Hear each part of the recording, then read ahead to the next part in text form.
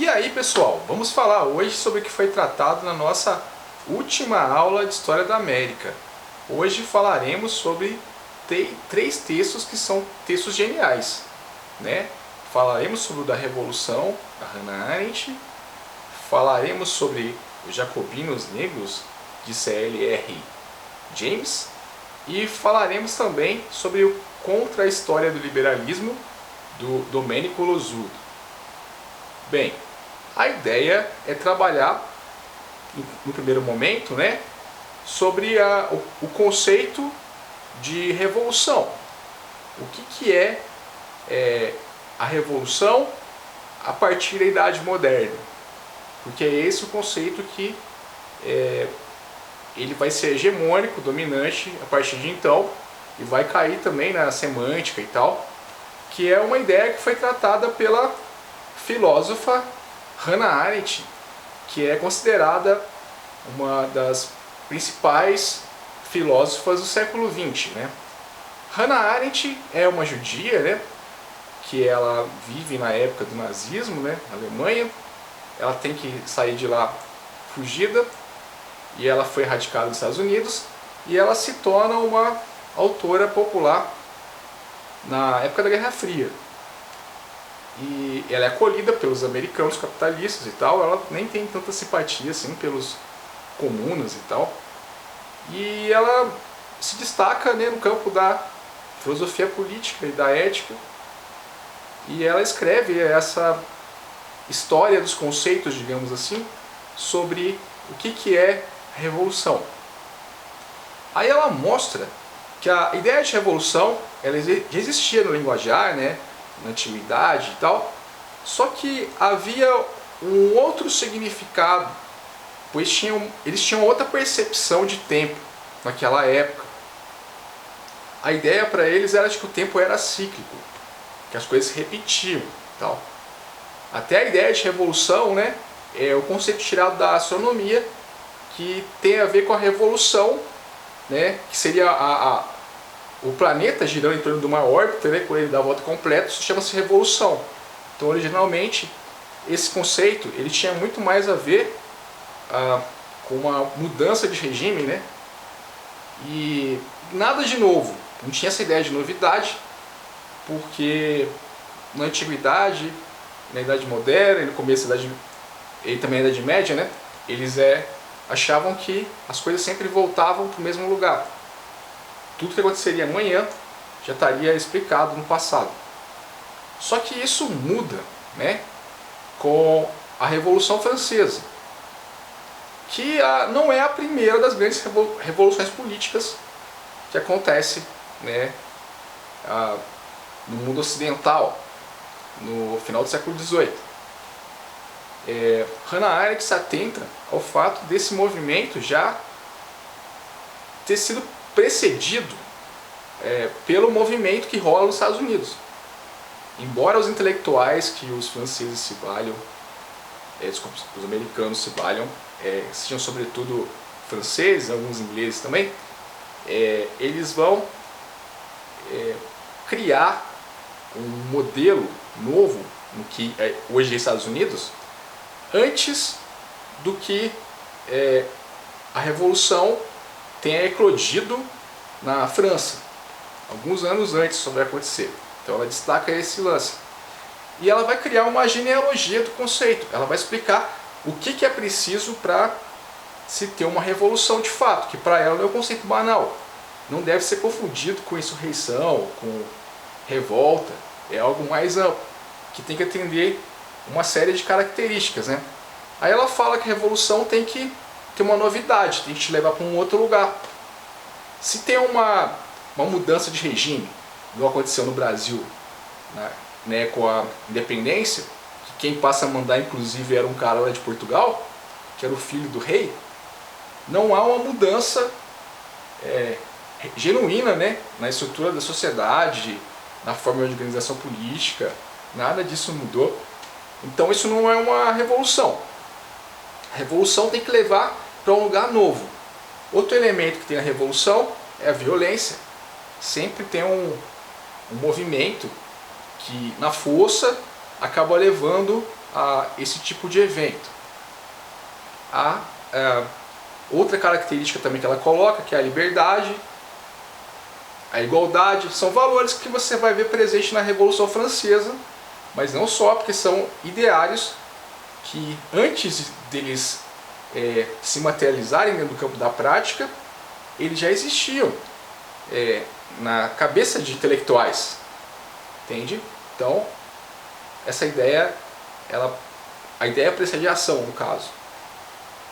Então, ela vai colocar essas características e mais duas que são muito interessantes, que vai quebrar esse conceito, né, que revolução é voltar para o mesmo lugar, que são as ideias de irresistibilidade e irreversibilidade. Irresistibilidade quer dizer que é um movimento que você não consegue segurá-lo, você não consegue trazer ele para trás. É mais forte do que as forças individuais. Então, para ser uma revolução, tem que ser uma ideia muito forte mesmo, que não dê mais para conter. E o outro aspecto que ela vai colocar também é a irreversibilidade, que é um movimento irreversível que você não consegue trazer ele para trás. A partir do momento que ele se dá, uma vez, não tem retorno, não tem volta.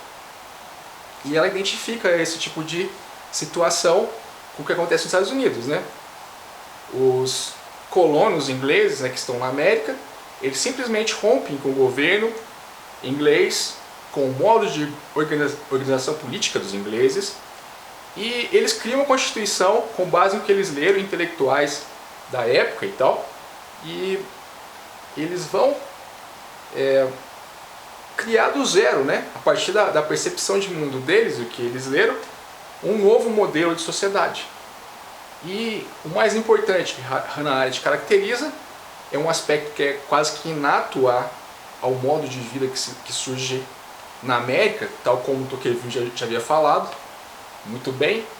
Havia condições de igualdade aqui na América que eram impossíveis de ser encontradas na Europa, porque já tinha uma aristocracia consolidada, né, nobreza, privilégio e tal, e uma maioria de pessoas que não era nobre, mas que não podia galgar certos postos, a lei era diferenciada. Nada disso existia na América, existia terra pra caramba, para quem tivesse disposição para trabalhar, e pessoas ascendiam socialmente de uma forma muito mais comum do que havia na Europa. Então, a Hannah Arendt fala que essa condição inata, que vai ser de fato o que há de mais revolucionário, o que se chama de Revolução Americana, e vai ser isso que os europeus vão copiar. Eles veem que tem uma igualdade aqui que não tem lá na Europa, eles vão querer retomar isso lá, só que as condições não são tão adequadas e eles vão ter que, dentro de um campo legislativo e também pela força, conquistar essas condições similares. Beleza? Então, resumindo, a Revolução Americana é revolução porque ela leva para um outro lugar, tem violência, é uma novidade, você não consegue voltar mais porque era antes, a partir do momento que foi decretada a Constituição, nasce os Estados Unidos e não tem como você chegar hoje lá e falar, mano, agora vai ser parte do Império Britânico e vamos voltar ao estado de coisas anterior. Isso é impossível. Por isso é revolucionário. Muda significativamente a realidade e é um processo que não tem como parar. Beleza? Bom, outro evento que a gente falou na aula passada é sobre Revolução do Haiti. E para tratar esse assunto, nós usamos dois textos, né, como eu tinha dito, do Losurdo e do C.L.R. James, que é um texto genial, pessoal, né, que é o Jacobinos Negros, que é um texto que foi publicado em 38. O cara era jovem pra caramba na época ainda, não tinha nem 40 anos, e ele faz um trabalho que é uma obra-prima, que conta de uma forma muito boa, forma muito legal de ler, gostosa de ler, todos, ou pelo menos boa parte dos episódios mais significativos do que chamamos de Revolução Haitiana. Beleza?